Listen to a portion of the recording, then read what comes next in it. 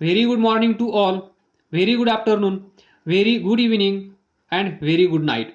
In this lecture, we will continue. तर पहा, symbol of inductor आला लक्षात. पहिली केस आपण कन्सिडर केली. इथे एक सर्किट आपण इमॅजिन केलं, कन्सिडर केलं. त्या सर्किटमधून फ्लो होणारा करंट आय असेल आणि हा करंट जर इन्क्रीज होत असेल तर I is increasing. I is increasing म्हणजे या सर्किटमधून फ्लो होणारा करंट जर इन्क्रीज होत असेल तर हा इंडक्टर काय करेल. हा इंडक्टर काय करेल ते पहा. हा इंडक्टर बॅटरीचं सोंग घेईल आणि असा करंट प्रोड्यूस करेल, त्याला आपण म्हणतो इंड्यूस करंट. तो अपोजिट डायरेक्शनमध्ये फ्लो होईल. तर पहा, ओरिजिनल करंटची डायरेक्शन अशी आहे. इंडक्टरमुळे इथे जो करंट फ्लो होईल तो करंट या करंटला काय करत आहे, अपोज. आलं लक्षात. Opposing nature. अपोजिंग नेचर म्हणजे हा करंट इन्क्रीज होत आहे. म्हणजेच याला आपल्या लँग्वेजमध्ये असं इमॅजिन करा, जगणे म्हणजे जगणाराला जगू देत नाही आणि मरणाराला वाचवण्याचं काम हा करत असतो. करंट इन्क्रीज होत आहे, चांगली गोष्ट आहे, पण याला बघवलं नाही तर याने काय केलं, अपोजिट डायरेक्शनमध्ये करंट प्रोड्यूस केला. मग तो स्वतः बॅटरीचं काम करेल. बॅटरी तुम्हाला माहीत आहे, positive terminal, negative terminal. Inductor असा बनेल आणि या डायरेक्शनमध्ये करंट तयार करेल. नेट करंट कमी होईल. हे प्रॉब्लेमसाठी लागणार आहे, व्यवस्थित लक्षात ठेवा. Number 2, when current decreases. बरोबर. मग हा बोला, इंडक्टर याच्यातून फ्लो होणारा करंट आय, हा करंट कसा आहे, डिक्रीजिंग. हा करंट डिक्रीज होत आहे. मग बघा, या सर्किटमधून फ्लो होणारा करंट आय डिक्रीज होत आहे. त्यावेळेस हा काय करेल, हा ओरिजिनल करंट काय होत आहे, डिक्रीज. मग याला हे बघवलं नाही. बरोबर. या इंडक्टरला हे बघवत नव्हतं. मग हा इंडक्टर इथे आला आणि तो अशी बॅटरी म्हणून काम करू लागला. तर पहा, ही बॅटरी या डायरेक्शनमध्ये करंट तयार करेल. बरोबर. हा पॉईंट ए असेल, हा बी असेल, हा ए, हा बी. तर इथे पहा, या करंटची डायरेक्शन कशी आहे, सेम. मग इथे नेट करंट काय होईल, इन्क्रीज होईल. आलं लक्षात. यालाच आपण म्हणतो इंडक्टर. आलं लक्षात. थोडक्यात लक्षात ठेवा, जो जगत आहे त्याला हा इंडक्टर जगू देत नाही. जो मरत आहे त्याला हा हा इंडक्टर वाचवण्याचं काम करत आहे.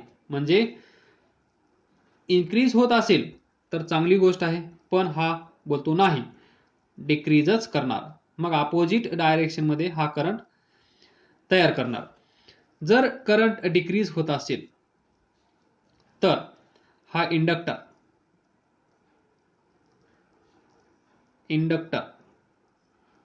काय करेल, डिक्रीज होत आहे तर तो काय करेल, इन्क्रीज करण्याचा प्रयत्न करेल.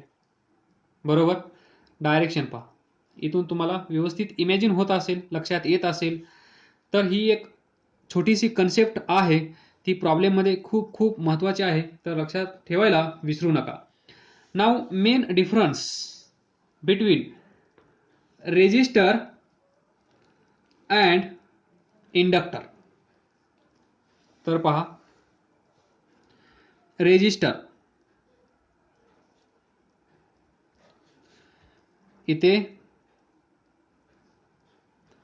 Inductor, resistor, inductor. तर रेजिस्टरचं काम सांगण्याची गरज नसावी, बरोबर. हा सिम्बॉल आर काय करत असतो, हा याच्यातून फ्लो होणारा करंट, या सर्किटमधून फ्लो होणारा करंट, या करंटला अपोज करण्याचं काम रेजिस्टर करत असतो. इथे पण अपोजच होत आहे, पण सपोर्ट पण इथे होत आहे, हे विसरू नका. मी तुम्हाला प्रत्येक वेळेस अपोजिंग नेचर हा वर्ड यूज करत आहे, पण ज्यावेळेस इन्क्रीज होत आहे त्यावेळेस तो अपोज करत आहे, पण ज्यावेळेस डिक्रीज होत आहे त्यावेळेस तो इन्क्रीज करण्याचं पण काम करत आहे, बरोबर. हे पण विसरू नका. तर इंडक्टर काय करत आहे पहा. इंडक्टर अपोजेस, आला word opposes the change that is di by dt in circuit मध्ये फ्लो होणारा करंट कमी करण्याचं काम म्हणजे अपोज करण्याचं काम रेजिस्टर करत असतो. इंडक्टर काय करत आहे, इंडक्टर पण अपोज करत आहे, पण तो अपोज कुणाला करत आहे, D I by D T, rate of change of current per unit time. इथे जो करंट मध्ये चेंज होत आहे, आपण पाहिलं पहिल्या केसमध्ये करंट इन्क्रीज होत होता, दुसऱ्या केसमध्ये करंट डिक्रीज होत होता. मग काहीतरी वेळ लागला असेल, हा करंट इन्क्रीज होण्यासाठी एवढा वेळ लागला असेल, हा करंट डिक्रीज होण्यासाठी एवढा वेळ लागला असेल. That is rate of change of current, याला तो अपोज करत असतो इंडक्टर. आलं लक्षात. नाऊ इंडक्टर बॅटरीचं काम करत आहे. इंडक्टर बॅटरीचं काम करत आहे, पण बॅटरी म्हणल्यानंतर बॅटरीचं काहीतरी स्वतःचं पोटेन्शियल असतं की नाही, त्याचा पण आपण विचार करायला हवाय. ही बॅटरी कपॅसिटी 2.5 व्होल्ट, मग ही बॅटरी आहे, तर या बॅटरीचं व्होल्टेज, या बॅटरीचं पोटेन्शियल काहीतरी असलं पाहिजे की नाही, मग याचा आपण आता विचार करूया. म्हणजे हा इंडक्टर ज्यावेळेस बॅटरीचं काम करतो, म्हणजे हा करंट सप्लाय करत असेल, तर याचं स्वतःचं काहीतरी पोटेन्शियल असलं पाहिजे. ते पोटेन्शियल किती असतं हे आपण इथून पुढे पाहणार आहोत. तर पहा, या अगोदरच्या लेक्चरमध्ये आपण काय डिस्कस केलं, करंट एकदा इन्क्रीज केला, एकदा डिक्रीज केला, म्हणजे करंटमध्ये तिथे व्हॅरिएशन होत आहे, बरोबर. मग सुरुवातीला वेळ 0 असेल, त्यानंतर t is equal to 10 minute असतील, 10 सेकंद असतील किंवा 10 आवर्स असतील, ते आपल्याला माहीत नाही, पण आपण एक टाइम ड्युरेशन कन्सिडर करूया. तर t is equal to 0, t is equal to 10 minutes, याच्यामधला कुठलाही एक क्षण, त्यावेळेस पण आपण इमॅजिन केलं होतं, एक क्षण त्या वेळेस, बरोबर, म्हणजेच let at any instant the value of magnetic flux linked with circuit itself be phi. बरोबर. जी कॉईल आपण कन्सिडर केली होती, या कॉईल मधून करंट I फ्लो होत होता, बरोबर. व्हेरिएबल रेजिस्टन्स, इथे बॅटरी, इथे स्विच, बरोबर. तर याच्यामध्ये एक असा मोमेंट आपण कन्सिडर करूया, that is any instant, let at any instant the value of magnetic flux this with circuit itself be phi. बरोबर. कुठल्या तरी एका वेळेस त्या कॉईल मधून पास होणाऱ्या मॅग्नेटिक फ्लक्स किती आहेत? फाय. मग ज्यावेळेस त्या कॉईलमधून मॅग्नेटिक फ्लक्स एवढ्या दॅट इज फाय पास होत आहेत त्यावेळेस ज्या वेळेस एवढ्या मॅग्नेटिक फ्लक्स त्या कॉईलमधून पास होत आहेत त्यावेळेस काहीतरी करंट असेल, नो डाऊट. बरोबर. व्यवस्थित इमॅजिन करा. एक आपण मोमेंट, एक आपण क्षण इमॅजिन करत आहोत इन बिटवीन 0 to 10 मिनिट. मग तो 1 मिनिट असू शकतो, 4 मिनिट असू शकतो, 7 मिनिट असू शकतो, म्हणजेच ॲट 3 मिनिट किंवा 4, 6, 9 कुठलाही क्षण असू शकतो.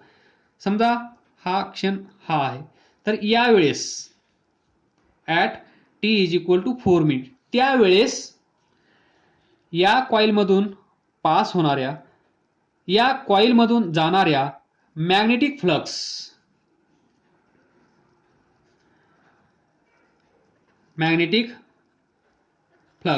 किती आहेत? फाय. आणि त्या वेळेसच that is t is equal to 4 minute त्याच वेळेस त्या कॉईलमधून फ्लो होणारा करंट किती आहे? I. बरोबर. Then we have a relation between this magnetic flux and this current. आणि हे पुढे जाऊन असं दिसून आलं की phi is directly proportional to current. हे तर आपण या अगोदरच्या लेक्चरमध्ये पण डिस्कस केलं आहे. B is directly proportional to current. We know that phi is equal to B A. बरोबर. म्हणजेच phi directly proportional to B, B directly proportional to current I. बरोबर. तर इथून आपण असं म्हणू शकतो phi is directly proportional to current. तुम्ही हे पण लक्षात ठेवा, मॅग्नेटिक फ्लक्स म्हणजे काय?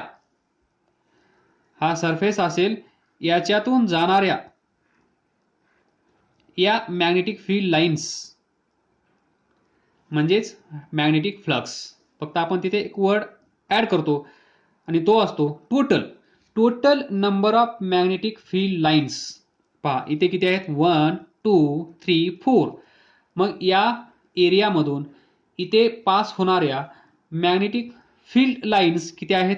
4. त्यालाच आपण म्हणत असतो मॅग्नेटिक फ्लक्स. आलं लक्षात? तर फाय इज इक्वल टू काय असेल? Phi is equal to L I star star star. याला विसरू नका. Phi is equal to L into I. तर सेल्फ इंडक्टन्स इथे पहा, where L is constant of proportionality. हा प्रोपोर्शनॅलिटी साइन निघून गेला, त्याच्या जागेवर हा रिमूव्ह करण्यासाठी आपल्याला माहित आहे एक कॉन्स्टंट येतो आणि तो कॉन्स्टंट म्हणजेच सेल्फ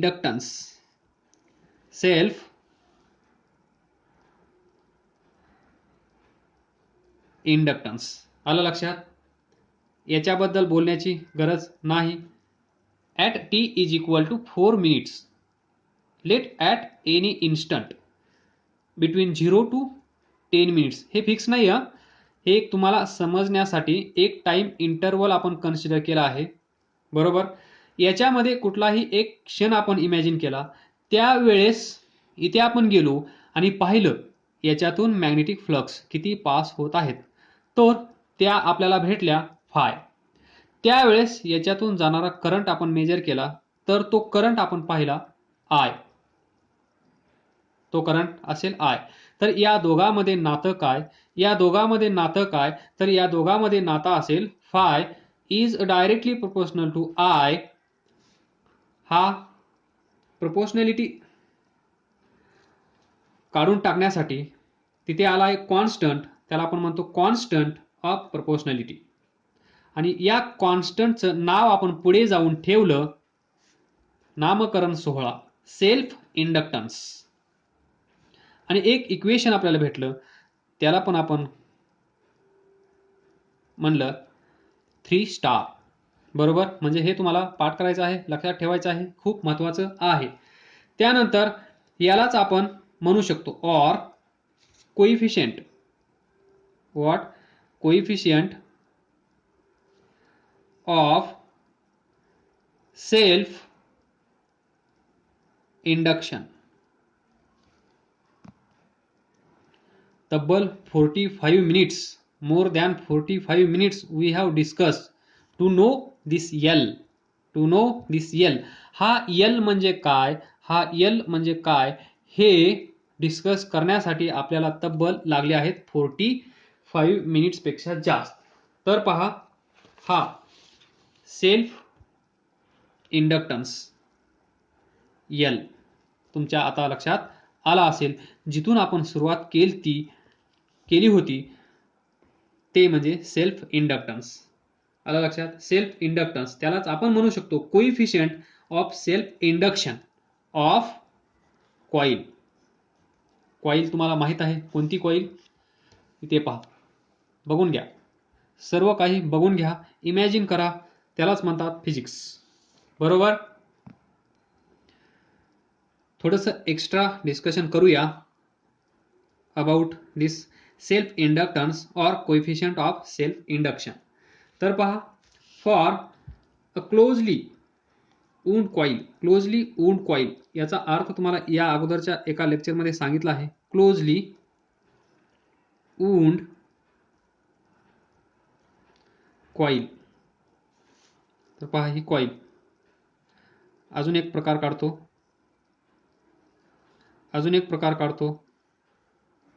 पहा 1 2 3. याच्यामध्ये क्लोजली वूंड कॉईल कोणती आहे? अजून एक काढतो, अजून एक काढू. तर पहा 1 2 3 4 5. तुमच्या समोर 5 कॉइल्स आहेत. बरोबर. यापैकी क्लोजली वूंड कॉईल कोणती? म्हणजेच इथे पहा 1 2 3 4 4 टर्न्स आहेत. 1 2 3 3 टर्न्स आहेत. 1 2 3 4 5 5 टर्न्स आहेत. टर्न्स कळतंय ना? एक टर्न, 2 3 4 5 अशा टर्न्स. बरोबर. या टर्न्स याला आपण म्हणतो क्लोजली वूंड कॉईल. म्हणजे ज्या कॉईलमध्ये या टर्न्स n टर्न्स खूप जवळ असतात त्याला आपण म्हणतो closely wound coil. Having closely wound coil having n turns. प्रत्येक कॉईलमध्ये मी वेगवेगळ्या टर्न्स शो केल्या आहेत. तर n टर्न्स मग किती असतील? इथे 5 आहेत, इथे 4 आहेत, इथे 3 आहेत. याच्यात तर आपल्याला मोजता येणार नाहीत एवढे आहेत. मग त्याला आपण काय म्हणतो? n turns. याच्यामध्ये किती टर्न्स आहेत? n मोजता येत नाहीत. तर प्रॉब्लेममध्ये मोजण्याची गरज नाहीये तुम्हाला, त्या दिल्या असतील, डोंट वरी. तर पहा, इथे पहिली टर्न पहा, त्यानंतर दुसरी, त्यानंतर तिसरी, त्यानंतर चौथी.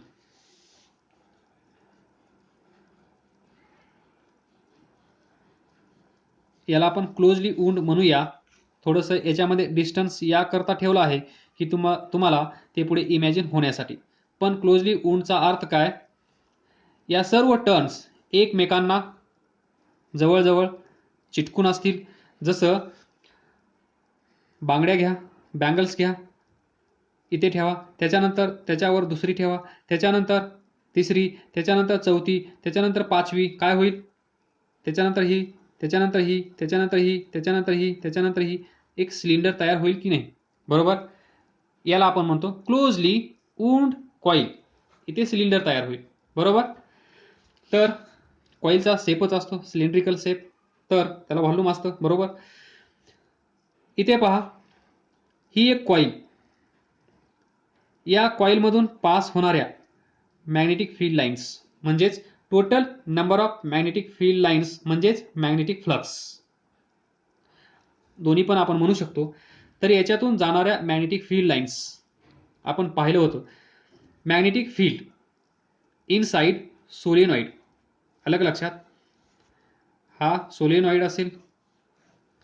Long coil having large number of N turns, त्यालाच आपण काय म्हणत असतो, solenoid,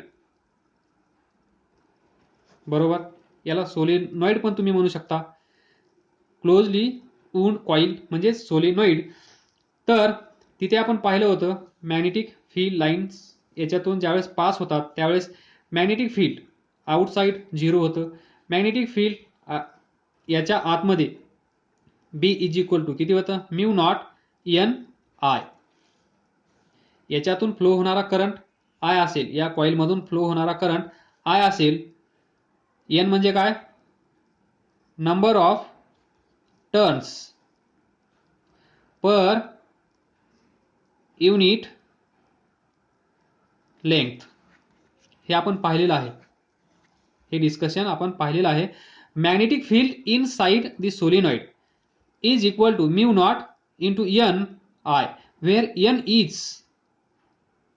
N is number of turns per unit length. एवढ्या लेंथमध्ये, युनिट लेंथमध्ये अशा टर्न्स किती आहेत, बरोबर, त्याला आपण एन म्हणतो. आणि टोटल नंबर ऑफ टर्न्स किती आहेत, एन. आलं लक्षात.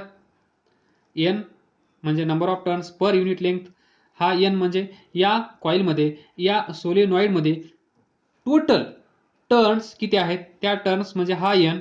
आणि युनिट लेंथमध्ये किती टर्न्स आहेत त्या म्हणजे छोटा एन. तर हे डिस्कशन तिथं केलेलं आहे. तर या डिस्कशनमध्ये आपण येऊया, इथे सेल्फ इंडक्टन्सचा काय संबंध आहे हे आपण पाहूया.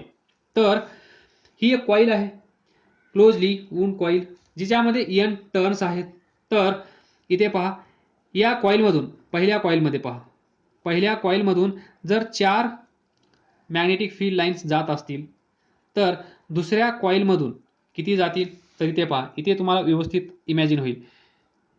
ही पहिली टर्न, याच्यातून 4 मॅग्नेटिक फील्ड लाईन्स जात आहेत. तर ही जी दुसरी टर्न असेल त्याच्यातून किती जातील, याच्यातून 4, त्याच्यानंतर पुढची त्याच्यातून 4, त्याच्यानंतर त्याच्या पुढची त्याच्यातून 4, याच्यातून 4, शेवटची 4. आलं लक्षात. त्यालाच आपण म्हणतो सेम मॅग्नेटिक फ्लक्स. काय म्हणतो, same magnetic flux. Magnetic field lines त्या काउंट केल्या तर आपल्याला भेटेल मॅग्नेटिक फ्लक्स. म्हणजे द और same magnetic flux will be linked with all turns. पहा, ऑल टर्न्स, ही टर्न, त्याच्या पुढची, त्याच्या पुढची, त्याच्या पुढची, त्याच्या पुढची, कुठलीही टर्न घ्या, जेवढ्या टर्न्स इथे अवेलेबल आहेत त्या प्रत्येक टर्नमधून इथून जेवढ्या एंट्री होतील, तर पहा, ही एक केव आहे, बरोबर, ही केव आहे. या केवमधून जर 3 माणसं गेली, बरोबर, ही केव इथे संपते. या साईडला किती माणसं येतील, 3च, बरोबर. मध्ये टायगर नाहीये, लायन नाहीये, कुठल्याही प्रकारचा धोका नाहीये. त्या केसमध्ये इथे किती असतील, 3. म्हणजे या टर्न्स तुम्ही असं कन्सिडर करा. तर इथून 3 जातील, तर प्रत्येक टर्न मधून किती असतील, 3. त्याला आपण काय म्हणतो, same magnetic flux will be linked with all turns. आलं लक्षात. ही एक कन्सेप्ट होती छोटीशी. त्यावेळेस हे इक्वेशन आपण कसं लिहू शकतो पहा. म्हणजे ही कॉईल, ही कॉईल, ही कॉईल, ही कॉईल, ही कॉईल, ही कॉईल काय करत आहे, कॉन्ट्रीब्युशन करत आहे. कॉन्ट्रीब्युशन कशाचं करत आहे, इथे जे ईएमएफ तयार होणार आहे, ईएमएफ ई, बरोबर, इथे काय तयार होत आहे, सेल्फ इंडक्शन. त्याच कॉईलमधून करंट फ्लो केल्यामुळे त्याच कॉईलमध्ये इंड्यूस्ड ईएमएफ तयार होत आहे. आणि या इंड्यूस्ड ईएमएफ मुळे तो करंट इन्क्रीज होत असेल तर डिक्रीज करण्याचं काम हा करंट करत आहे. याच्यामुळे जो करंट तयार होणार तो. तो करंट डिक्रीज होत असेल तर हे जे इंड्यूस EMF आहे, हे इंड्यूस EMF काय करत आहे, सपोर्ट करत आहे, म्हणजे तो करंट वाढवण्याचं काम करत आहे. तर हे काम करण्यासाठी इथे कोण कोण हेल्प करत आहे, तर पहिली कॉईल पण हेल्प करत आहे, दुसरी कॉईल पण नॉट कॉईल, टर्न, पहिली टर्न पण हेल्प करत आहे, दुसरी टर्न पण हेल्प करत आहे, तिसरी टर्न पण हेल्प करत आहे. त्याला तर आपण म्हणतो फ्लक्स लिंकेज. काय म्हणतो आपण? Flux linkage. Flux linked with this coil or all turns. इथे अवेलेबल असणाऱ्या सर्व टर्न्स किंवा ही एक कॉईल. आलं लक्षात? तर प्रत्येक कॉईल, ही जी कॉईल आहे, या कॉईलमध्ये असणाऱ्या सर्व टर्न्स काय करत आहेत? कॉन्ट्रीब्युशन. कशासाठी? Contribution for induce EMF. त्यामुळे तयार होईल induce current I, induce EMF E, induce current I. आणि हा करंट, या करंटचं नेचर, या करंटची डायरेक्शन म्हणजेच लेन्झ लॉ विसरू नका. EMI म्हणल्यानंतर या दोन गोष्टी व्यवस्थित लक्षात ठेवा. तर आपल्याला माहित आहे phi is equal to LI. तर हा फाय म्हणजे एक टर्न, दोन टर्न, तीन टर्न, चार टर्न, पाच टर्न असतील तर आपल्याला काय करावं लागेल? याला 5 नी मल्टिप्लाय करावं लागेल. 3 टर्न्स असतील तर 3 नी मल्टिप्लाय करावं लागेल. 2 टर्न असतील तर 2 नी मल्टिप्लाय करावं लागेल. बरोबर. आणि अशाच n टर्न असतील तर कितीनी मल्टिप्लाय करावं लागेल? n नी. So n phi is equal to LI. Most important, 1, 2, 3, 4 star. We know that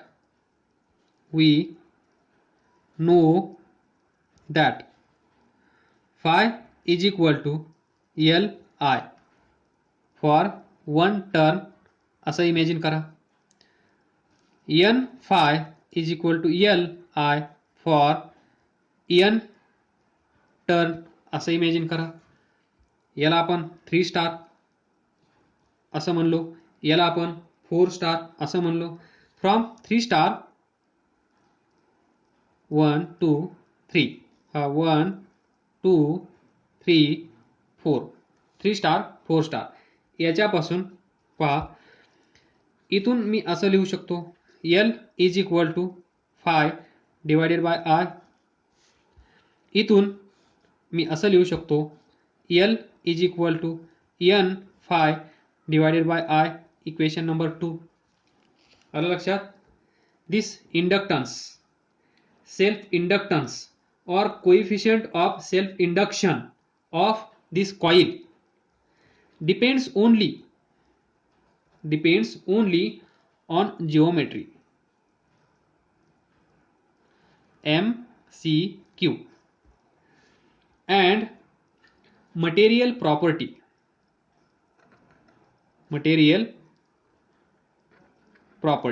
MCQ साठी. बरोबर. त्यानंतर डिस्कस करूया आपण, छोटंसं डिस्कशन राहिलं आहे.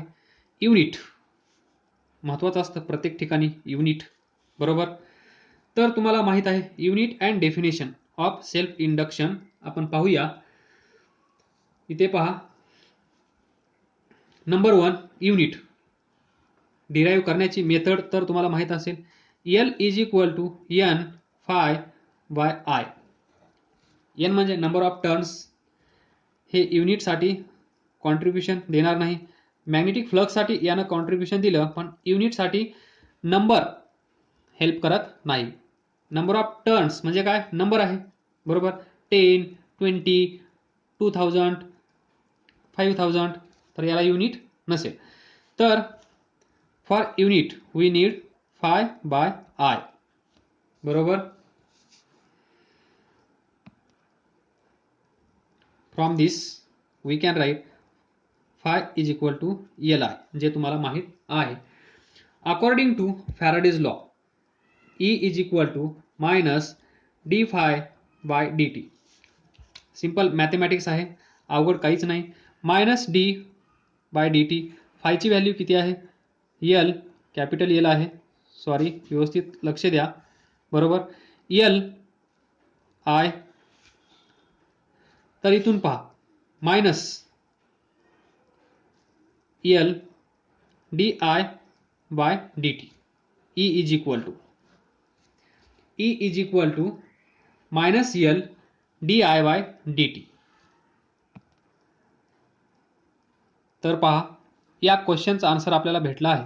हा इंडक्टर बॅटरी म्हणून काम करत असतो, तर या बॅटरीचं काहीतरी पोटेन्शियल असतं, ते पोटेन्शियल आपल्याला भेटलं आहे. E is equal to minus L D I by D T.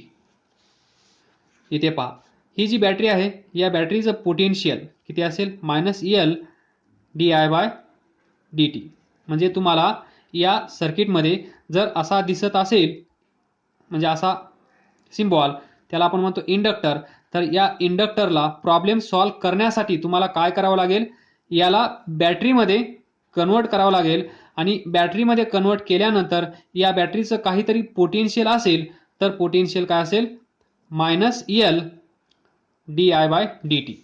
Minus L D I by D T. मग तुम्हाला हा रेट माहीत असेल, जसा रेजिस्टन्स आपल्याला माहीत असतो, त्याचप्रमाणे या इंडक्टरचा इंडक्टन्स तुम्हाला माहीत असेल, that is L.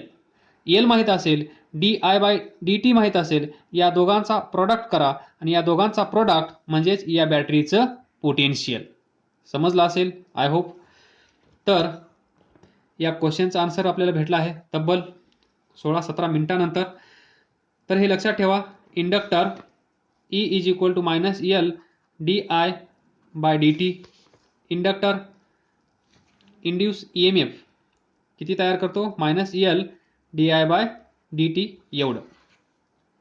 Induce E M F तयार करण्याचं काम हा करत असतो, एकदा अपोजिट डायरेक्शनमध्ये, एकदा त्याच डायरेक्शनमध्ये, आणि त्याचं ई एम एफ किती असेल? Minus L D I by D T. Where L is, आता तुम्हाला या एलचा अर्थ समजत असेल, D I by D T rate of change of current per unit time, याचा अर्थ पण तुम्हाला समजत असेल.